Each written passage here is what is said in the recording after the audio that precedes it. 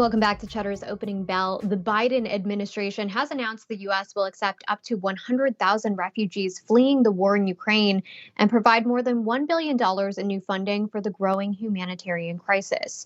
The move comes as President Biden meets with his Western counterparts in Europe to demonstrate a united front against Russia and show support for Ukraine.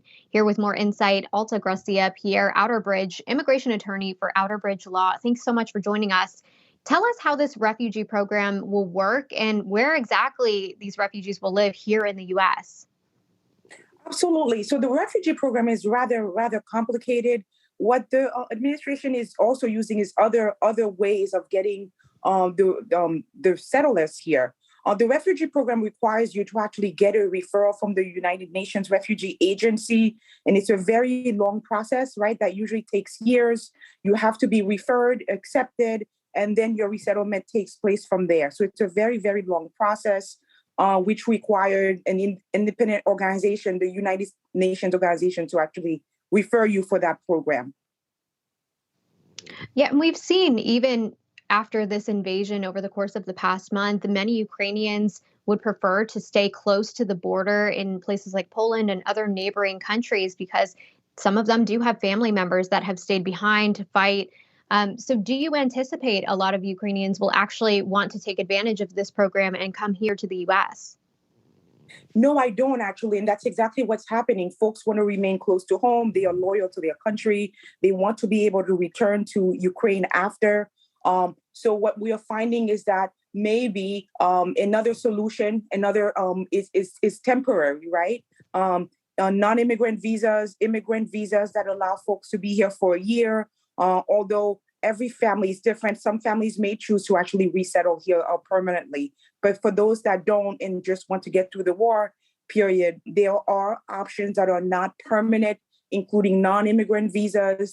Humanitarian parole is another form of coming here, another method of coming here without, which is only a 1 year period unless you re-parole. So there are other methods where you can actually come here and not stay permanently. But again, every family is different.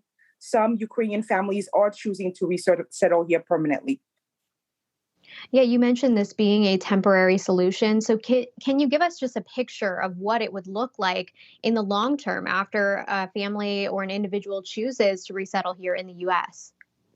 Sure. So what happens is if it depends on the program. If it's humanitarian parole, then the person literally applies. Once they are admitted, they come here, they apply for a work permit, they are able to do whatever we Americans do, work, live a fruitful life.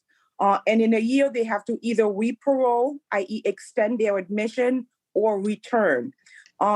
They also have the option of a non-immigrant visa, i.e. a visitor's visa that, can go 3 to 6 months, right? And stay here for that period of time until things abate.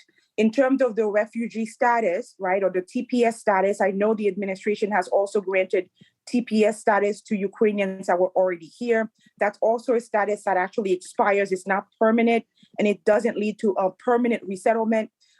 In terms of permanent resettlement, quote unquote, that usually comes from an immigrant visa. Right. The best way is to have an immediate family member, a mother, a father, a spouse, right? A child under 21. Who can actually get you an immigrant visa, meaning you can remain as long as you wish. Right. Alta Gracia Pierre Outerbridge, I'm so sorry. I have to wrap you for time, but immigration attorney at Outerbridge Law. Thank you so much.